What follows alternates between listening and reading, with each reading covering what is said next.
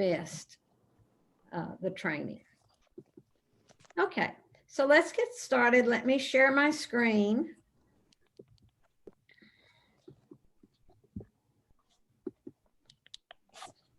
And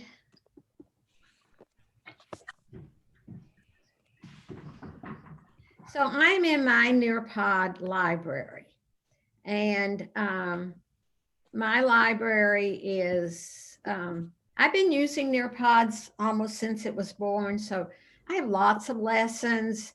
I have folders that I have filed my lessons in and all, so that I can stay better organized and such. And from my Nearpod library, then I know where I'm going to select the lesson that we're going to be doing today. And each time you get ready to launch a lesson, you have a choice between live participation and student-paced. And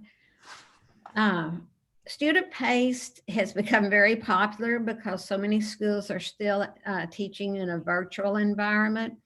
And oftentimes we really don't know what's going on in some of our students, homes, especially if they're high school. They may be helping a sibling or something, so they may need to do the lesson at their own pace. Okay, and so let me just launch this a minute here.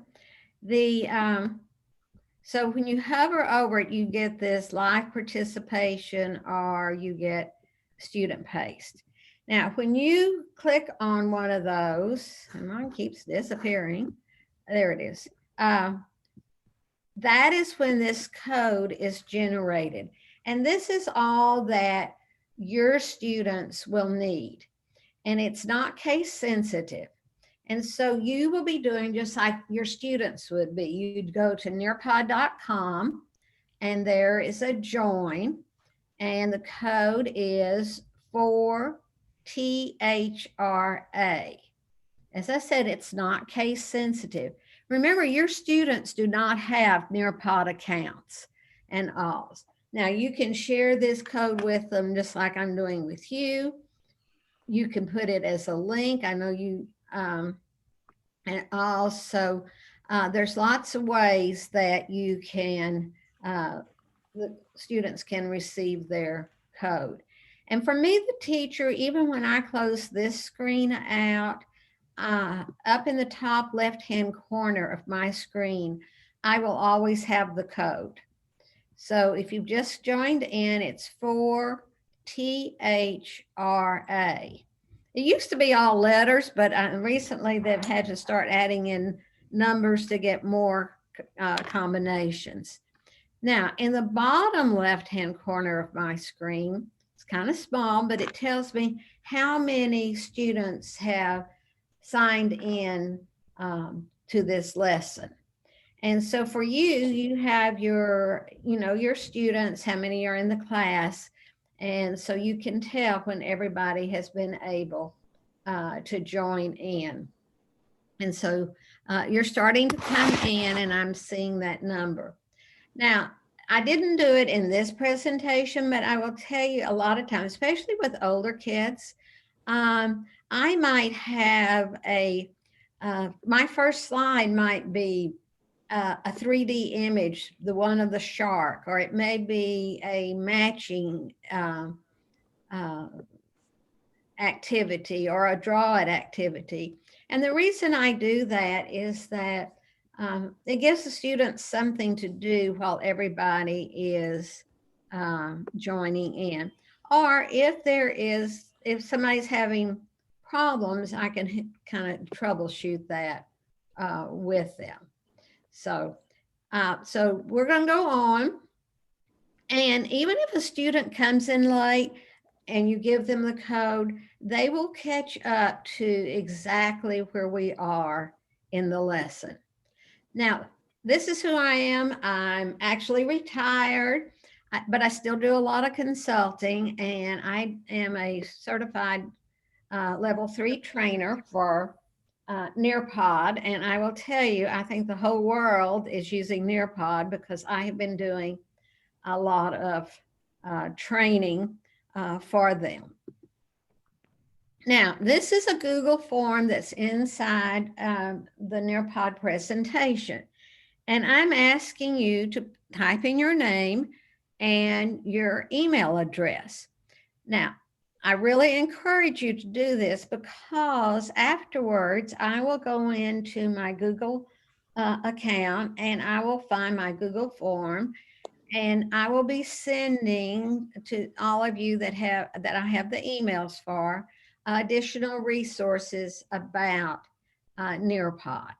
So anything that you can copy a URL of, you can put inside of a presentation. So this is just a Google form and all, and so if you'll just go ahead and quickly fill that out, then I will be able to send those resources to you. Now, this is, this is a tool that you can certainly use with your students. It's taking notes. Now, for me, the teacher, I do not have this icon on my screen. It is only on the student screen. But up in the top right-hand corner, you will see that there's an icon. It looks like pencil and paper. And if you click on that, then you're given a choice. How do you want your notes sent to you?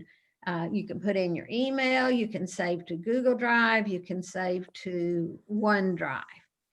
And so your students can take notes throughout, and then when the session is over with, they will receive those notes. So that means they get the whole presentation. So it's a great way for them to review. It's a great way for them to take those additional notes. You, the teacher, will not see their notes. They're strictly for them. And so if you're new to Nearpod, you kind of have to remember to remind them to turn on their notes because you don't have that icon like they do. Okay. Now, throughout this, you're going to see some slides. They may have an arrow going down. That means there's just additional information there. They kind of reinforce what we're doing. And because we just have an hour, we're not going to look at all of those. We won't be able to see all of the videos.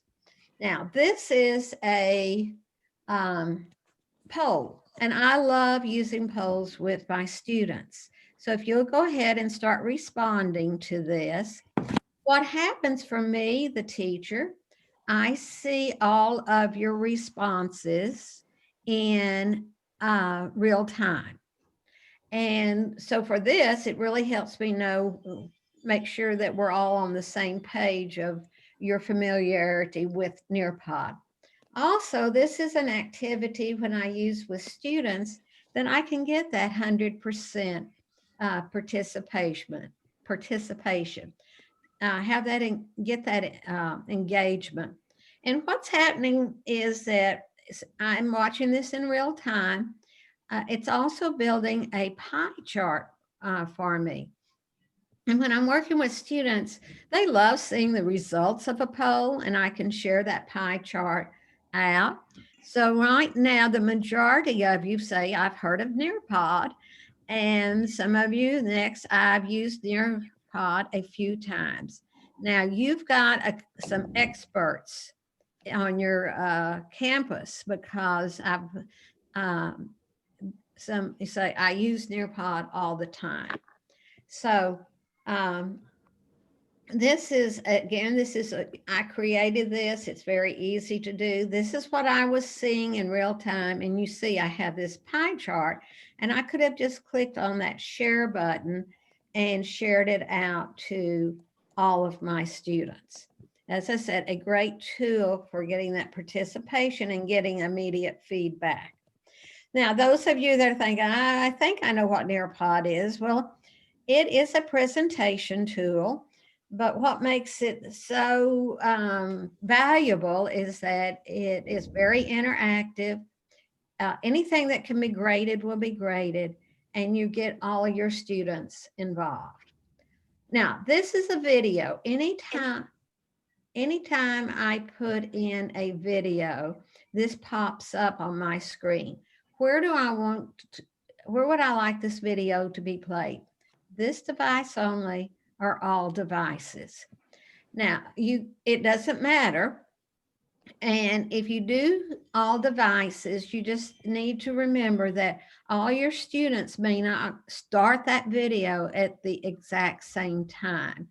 And so you have to leave some wiggle room in there so that all of them can see the complete video. I'm going to say this device only. And the Nearpod has put together a lot of very informative short videos as part of their resources for teachers. And so all I have to do is start this. And we may not watch the whole thing, but we'll... Introducing Nearpod. With Nearpod, you can make every lesson interactive. Launch lessons your students can't wait to join with collaborative, engaging activities like virtual reality, simulations, and gamified quizzes.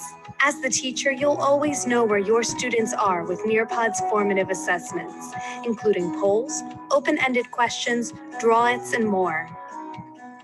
Get started with what you already have. Upload any of your favorite resources, PowerPoints, Google Slides, and videos, including directly from YouTube. Then add in media and formative assessment in a few clicks. And now you can add questions directly into videos to make them interactive. Get started even faster with our library of pre-made lessons and videos, built in partnership with some of your favorite brands. You can use them as is or customize to meet the unique needs of your students. Once you're ready to launch your lesson, choose from 3 teaching modes. In live participation mode, you control the pace and students participate on their devices, either in person or remotely with web conferencing. In student-paced mode, students move through and participate on their own, whether they're working from home or in class working in centers. Okay, so that just gives you a brief idea of what Nearpod is. Now, this is a lesson that I did a number of years ago. It was a PowerPoint. And I brought the PowerPoint into Nearpod to make it interactive and all. And I'm just showing you a few slides of it. So this is a draw it activity. I'm using it as a pre-assessment. I want to find out, I'm asking you to draw a picture of what you think a predator would look like. You have your drawing tools there at the bottom. And I really don't spend any time going over those drawing tools because my students figure this out very quickly. And all the thing I do often say is there are more colors than black. Now, you can add a timer to this activity, which is probably a good idea when you do draw it, because most of the time students want to spend more time than you may have allotted. And when you do add a timer, you start the activity.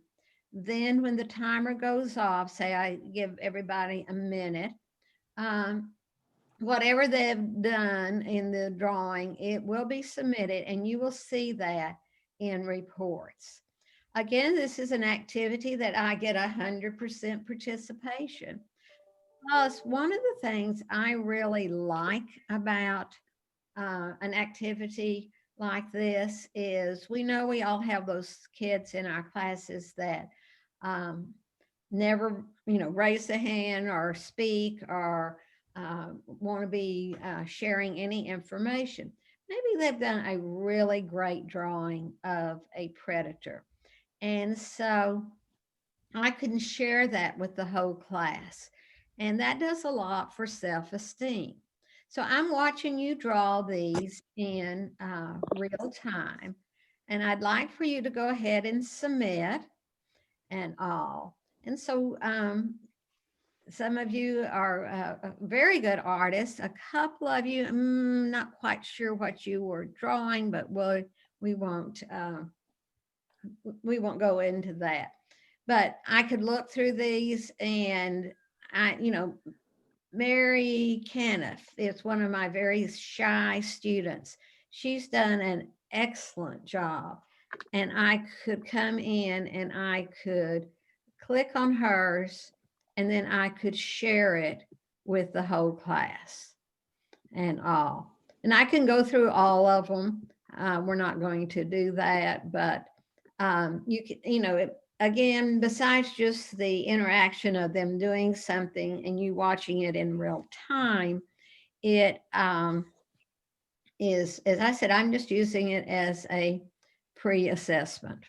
So I'm going to go on. I will not embarrass anybody. This is what I was seeing. I was seeing you draw the what you thought a predator would look like. Now, this is just a PowerPoint slide. This is how my whole presentation looked before I brought it into Nearpod. Not near as interactive. Now, this is a different way to use the Draw It tools. It doesn't have to be a drawing creatively. I want you to circle the predator in each sentence. So it's like a formative assessment and all. So this was just a regular PowerPoint slide, and I have the ability to convert slides like this into Draw-Its. And so this opens up a lot of possibilities for you. I could have a map and convert it to a Draw-It, and then ask you to circle in or color in the 13 original colonies, or color in all the states you've lived in. I can bring in a background image. If I'm a math teacher, I might bring in a parabola and ask you to draw the line of symmetry. And again, I'm seeing in real time, which is great for me because I can quickly look at your responses. And if most of the class is not circling the right a predator is, then I know I need to reteach. However, you must be my gifted and talented class, because all of you are doing very well. So it's a very quick formative assessment. This is what I was seeing. I would see all of these that how you had responded and all. Now, this course was a screenshot, but in many of the slides, this is a partnership with Immersive Reader. And if that's a setting you turn on, and we'll look at your settings, then students can have the questions and responses read to them, okay? And then now I just was working on another for another group, and it used to be if they were, say, on an iPad, that Immersive Reader wouldn't work, but they've got that working, so they can be on a computer or a device. This is a 3D image. There's a library of 3D images. This is something I might have at the beginning just to keep my kids occupied while everybody's getting on. Do I have a question? Or just, and I will stop at the end to answer any questions whatsoever.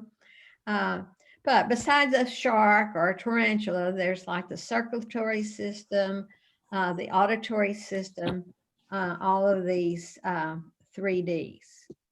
Now, this is a quiz, and you can go ahead and just be answering. It's only 2 questions. So you could have a quiz that had 25 questions. And guess what? That would be graded for you. And I, again, am watching in real time to see how you respond. And your responses, again, are being put into a pie chart. And that pie chart, if it's green, like a key lime pie, then I know that everybody's gotten it. If it's red, then I need to obviously reteach. But it will be graded. It will be in your reports. And so you don't have to grade each of them yourself. So again, you're doing very well. I see this in real time and all. And so we'll just be able to, I don't have to reteach. And this is what I was seeing. You can see my pie chart. This is a collaborate board. And again, I get a pop-up window, and this always asks me, would you like to approve student comments before they're posted? This is like a, your little Post-it notes. Now, if you have middle school and high school kids, you may say, yes, I probably need to approve those. You are my adult class, so I can trust you. Now, let me tell you, you have a text box down here to respond. Next to it, you have a kind of little landscape, and that allows you to find images, because I've asked you to search for a picture of a prey, add it to the collaborate board, and describe your animal. So I'm going to say a rabbit is a prey because, and then I just start typing in Swedish because I'm so fast.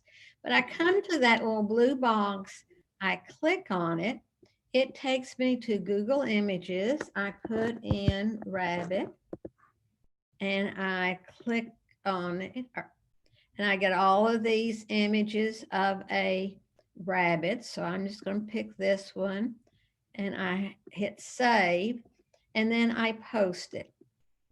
So now you see I can gather from my students both information and an image and all. And some of you, I like Ken, I like your Bugs Bunny rabbit. Now, if a one gets by you and there's something that should be removed, I have a trash can on each of the Post-it notes as the teacher. That allows me to take that post down. Also, I see all of the student names. You're just seeing the responses. So collaborate, I find teachers use collaborate boards, maybe 2 or 3 of them throughout a lesson. Again, it's getting all of the students to respond. And again, just a quick way to do a formative assessment and all. And so these Post-it notes come up, you can have a discussion on them. They can vote on the ones they like the best and all. So this is a collaborate board. Obviously, they could have just done text without an image, but this is what I was seeing. And you see, I have my little fake class, and here's a card that was deleted. So it's very user-friendly. So then my lesson goes on, and these are just slides and all. Now, this is an open-ended question. And an open-ended question doesn't have a right or wrong answer. So this will not be graded for you, but you will see each student's response, and you'll see them in real time. Again, if I have a student that puts in a response and it just really nails the answer, I can share it out with all the students. We could have a discussion about it, whatever. One of the new things on the open-ended questions, and I'll show that to you, is that there is a toggle that you can turn on that would allow your students to answer, answer orally instead of having to type in their response. and you'll get a file of those responses if they do something orally. I think that is a great tool. We all know we have students that may have a hard time getting their thoughts down and typing them in, but they could really do a good job responding orally. Also, if maybe you're a foreign language teacher, you could use this where you would ask a question in Spanish and ask them to respond in Spanish to you. And you could then listen to each of them afterwards and hear how their pronunciation and such is. So a great new feature with open-ended questions. And you see here on this is what I was seeing. Mary Poppins really nailed that question, and I could share that with the class. You may not have heard of Microsoft Sway. I call it a PowerPoint on steroids. I did not make this one. It's on endangered species. I thought it really added something to my lesson. The images are fantastic. This would take me a long time to do, but there's a library of Microsoft Sways, and I can go in and look at those and say, hey, this really adds to the lesson. And in 30 seconds, it's in my lesson. If you come to something like this is a deck of cards. And so you have to allow students time to go through the deck. And this may be a perfect time when they want to add something to their notes. Now, like anything else, I would check the Microsoft Sways to make sure that the information is accurate and all. So another way just to add more content to a lesson. This is matching. And again, another way to do formative assessment, you can go ahead and be working on this. You create your own matching. You can match a, say, vocabulary word with a definition. You could have a math problem and the answer. You could have a text and you match it to the correct image. So it's very easy to do. And all. In real time, I'm watching my students to see how many tries does it take before they are able to complete it. And, you know, you're really trying hard to get these right. But some students, you could see if it takes them 20 times, then they're just clicking around, hoping that they can match something up. So this is matching pairs, and you can have more than 8, certainly. If they do have a hard time, maybe it's math problems. One, you're going to have to allow plenty of time, or you can view the pairs with the students, and you could talk with them as a class about why this one matches correctly with this one. Okay. So I'm just going to move on. And this is what I was seeing. And you can see Oprah was just clicking around. This is 3D. It's virtual reality, not 3D. It's a partnership with 360 Cities. And your students can take this. There's a whole library, thousands of images to choose from. And when they have something like this, then they can view it all around. Now, with older students, besides giving them the opportunity to look at this and explore it, I would have probably either a leading question or a reflection afterwards as a response to what did they see or what did they learn in this. And you'll see how it's a way to add an activity, and you just search. If you're teaching Shakespeare, you could put in Shakespeare's Theater in London, and you would have an example of that. You could put in a slide, you could find compare and contrast slide and make it a draw it. And so that way students would be following up. This is just another collaborate board. We're not going to take time to do all of these. This one did not have images, so you can see students can just respond with text.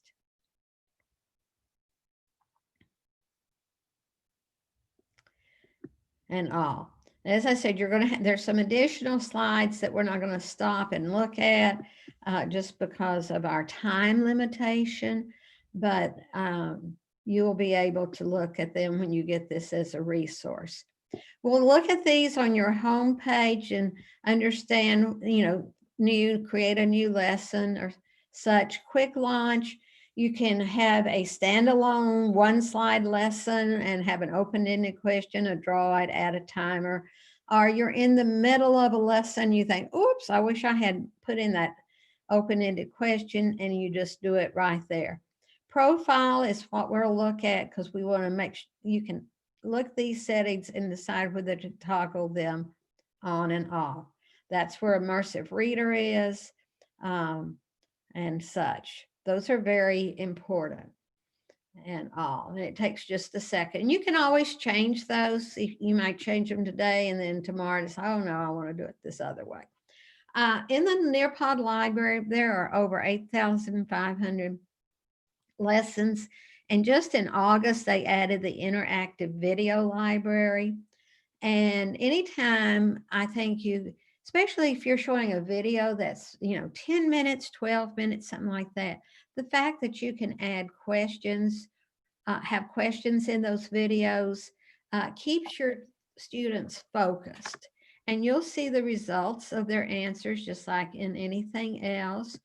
You can bring in a YouTube video that doesn't have questions and add your own questions and such.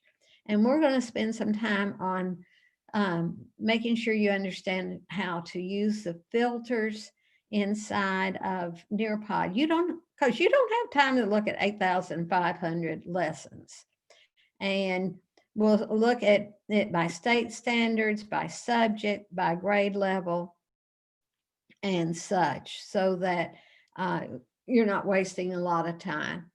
And as I said, there's many partnerships and such. And so that's a way to add content. Anytime you're in Nearpod and you see this icon and you think, oh, how do I get back to my library? Just click on it and it will take you back to your library. This is a short video about launching a live lesson. Probably the question we get asked the most is, where did you get that code? That code, regardless of whether it's student-paced or live participation, comes when you launch the lesson, okay? So here's another video. This shows you how to do student-paced. After you've done one or two, it is just second nature for you with the code, okay? And then this is, again, just more information on the code. When you do a student-paced lesson, there's a toggle there that you can turn on that requires student submission. It's also going to be a setting in advanced settings. And obviously I would turn it on because if I have put in a draw it activity, a quiz or something, and I want my students to do that activity before they move on to the next slide, that they're running it on their own. So a couple of ways that can be turned on. Reports, and we'll look at reports. There's about 3 ways to get to reports. You'll see how the whole class did. You'll see how individual students did. You'll see the percentage of correct answers for each question. It's very, very informative.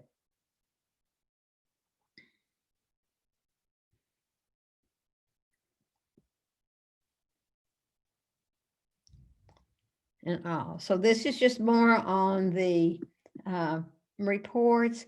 When I end this session here and we go in and look at your account, my report for this class will be available immediately. Okay, so the reports are going to be there for you. And as I said, we're skipping through some of these because of our time, but that's okay. Now, this is a fill in the blank. It is a drag and drop activity. You create your own fill in the blanks, and then your students from the word bank will drag those to the right spot, and it will be graded for you, just like anything else.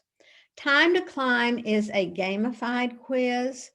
And I know with high school teachers, sometimes they say, oh, that looks like it's made for elementary.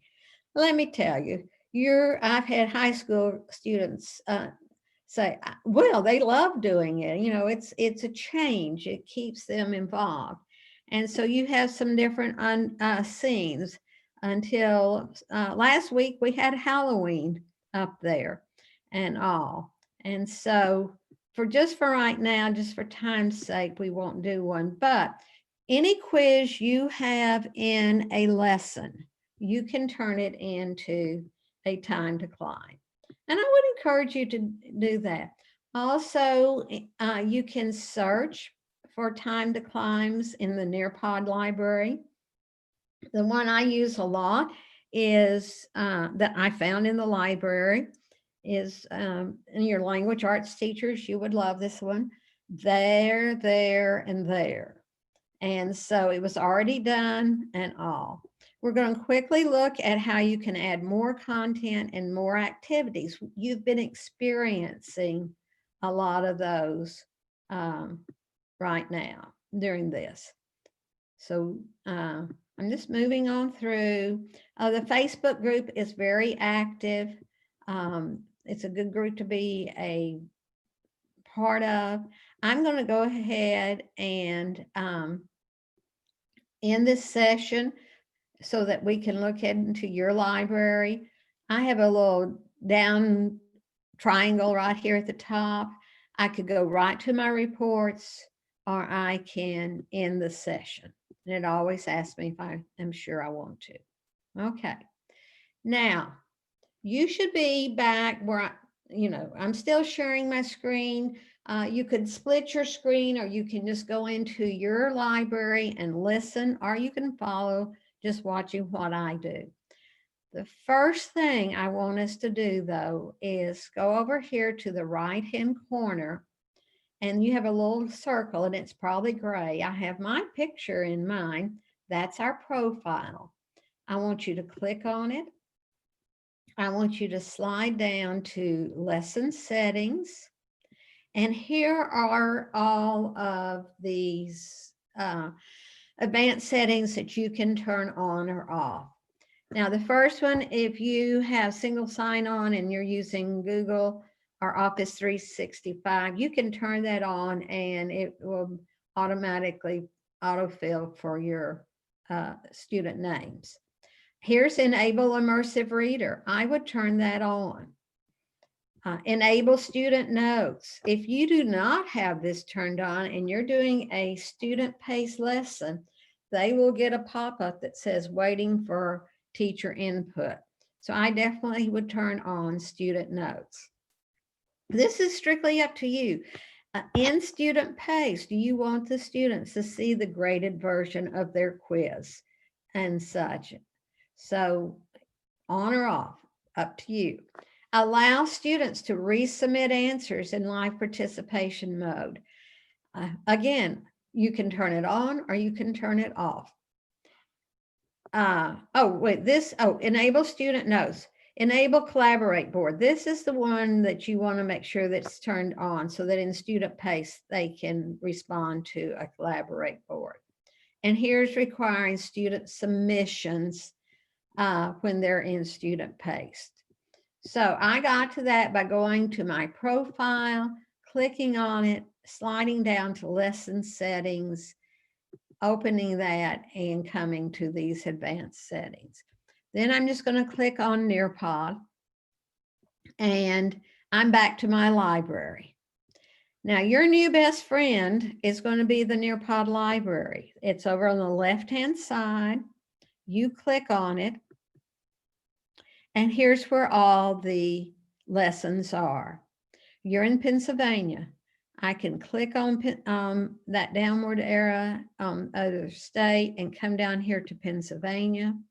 I can say I am a science teacher in 8th grade, and I could keep drilling down. I'm looking for a lesson to help meet this standard. And so I'm just going to pick one.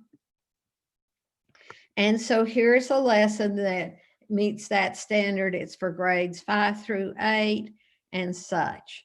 And so you can drill down. Sometimes you'll have 3 or 4 to choose from. Sometimes maybe just one. I can click on the X and I can clear that. I could just say I am a social studies teacher in high school. And then I have all these lessons that fall under that. Some of the lessons are made by the partnerships, others are made by teachers. You'll start recognizing them, like Jody Lung has a lot of lessons in social studies. Or I can just come up here and I can say that I'm teaching biomes and just search for a topic that way.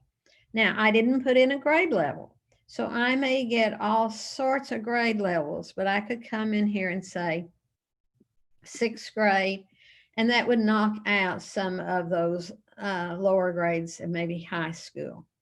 Now, when I find a lesson and that looks like, okay, this is what I'm studying, I preview the lesson. And I'll look at it. If it's something I like, all I have to do is click on add to my library. And then it's still in the Nearpod library, but now it's also in my library. And so I just come down here. That was on my ecosystems. It'll be here. There it is.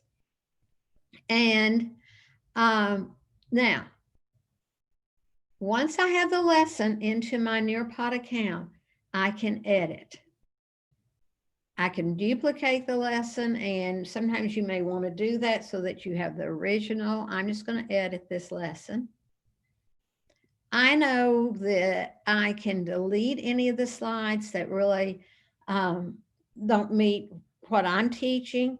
And I'm sorry, Linda, my kids are really not going to be interested in your biography or something. So I just click on the slides that I want to delete, and I click delete, delete.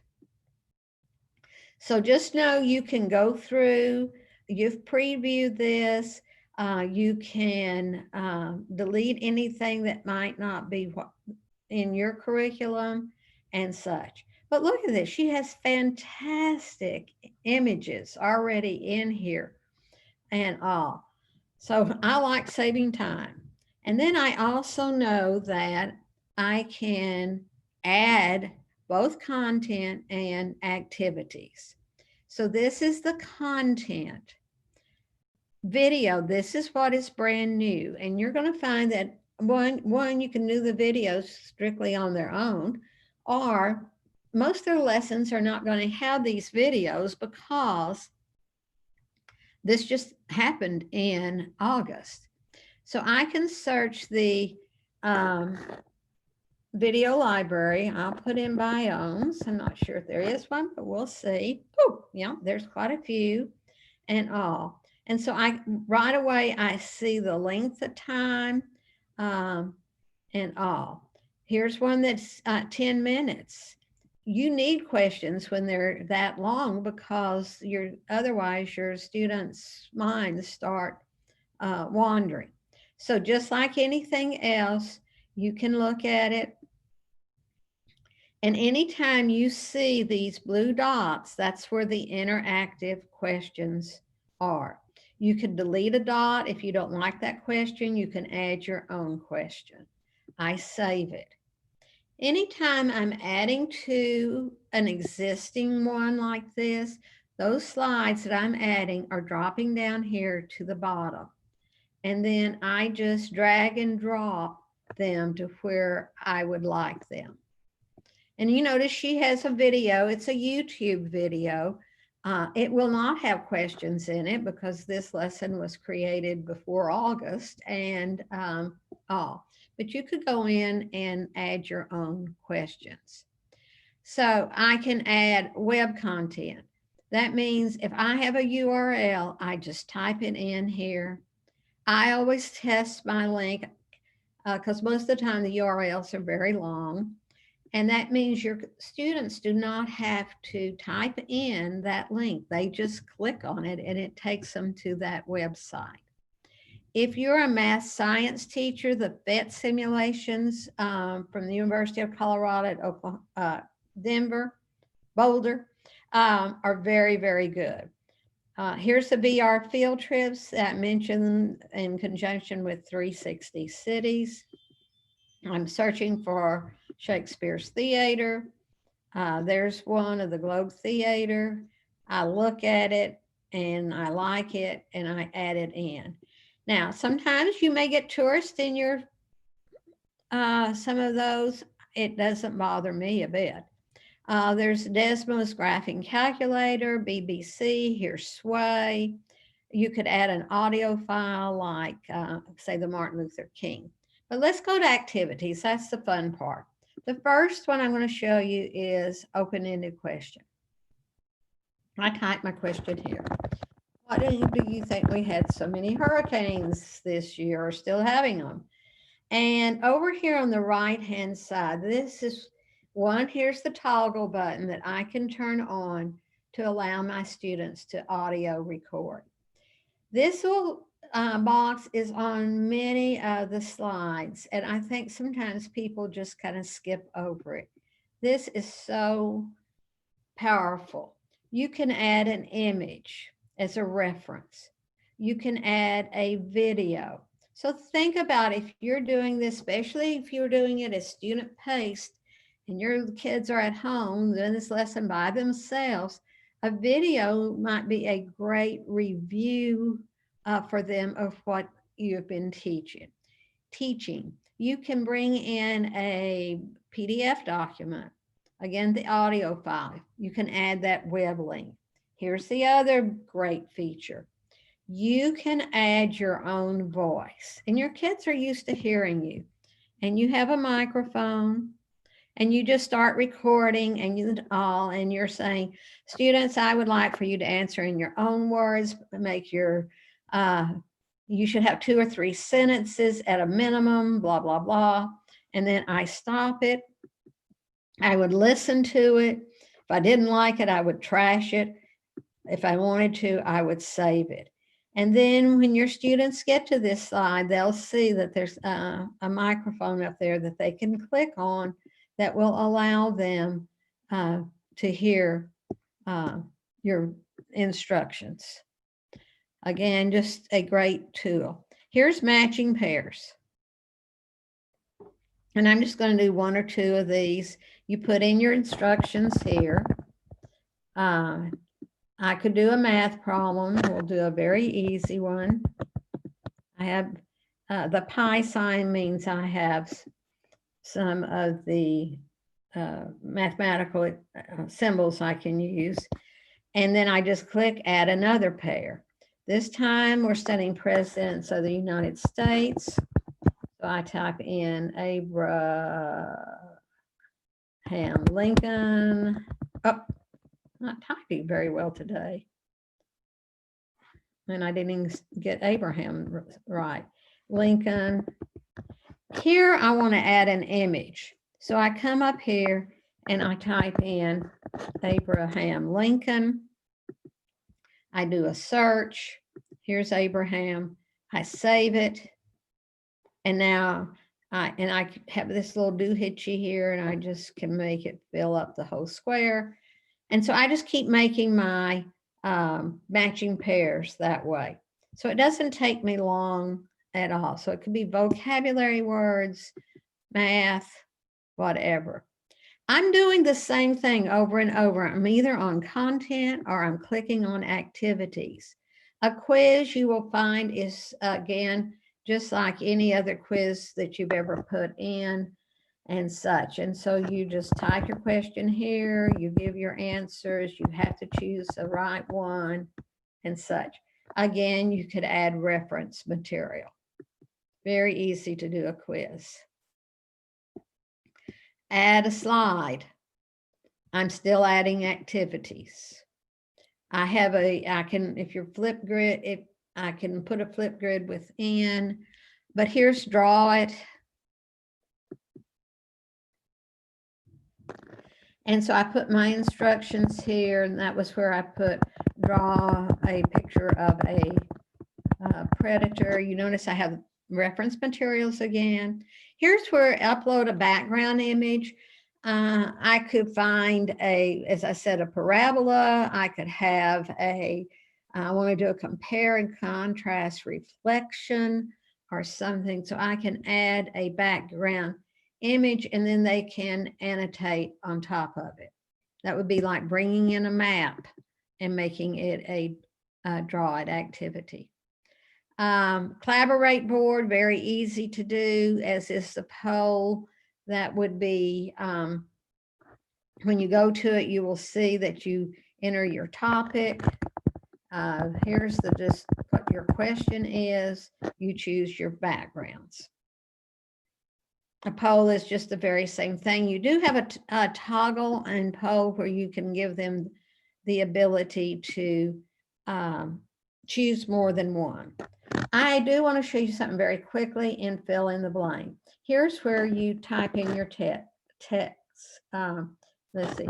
And I'm showing you this for a particular reason. Texas 3 large cities are Dallas, Houston, and San Antonio. So you just type in, you see you have lots of room to add a lot more text. And then when you have your text in, you click next. Now here's where you click on what will be in the word bank. So this is how you're creating your fill in the blank. The reason I showed you this is I put Dallas, Houston. Should a student drag Houston, Dallas, it would be counted wrong. So when I'm doing something like this, I make sure it's very sequential. You know, dates or largest to smallest or something of that sort. So each time I was going to content, I could pick any of these, or I was going to activities. Memory test is for very young students and such. And then I save and exit. Now, the only thing we haven't really looked at, and I know I've got about 2 minutes, is over here on the left-hand side, you have reports. Also remember, if you're in the Nearpod library, you can do a search either for videos or for presentation or for time to clients. Reports, you click on it. It brings up the data. If you are a high school teacher or middle school, you have period 1, period 2, period 3. I would launch my lessons each period by a new code, because I want my students to be in the reports by that period. So here's the one we did just earlier. And this is the summary. It's going to tell me very quickly how everybody did, how many students, and here it is individually.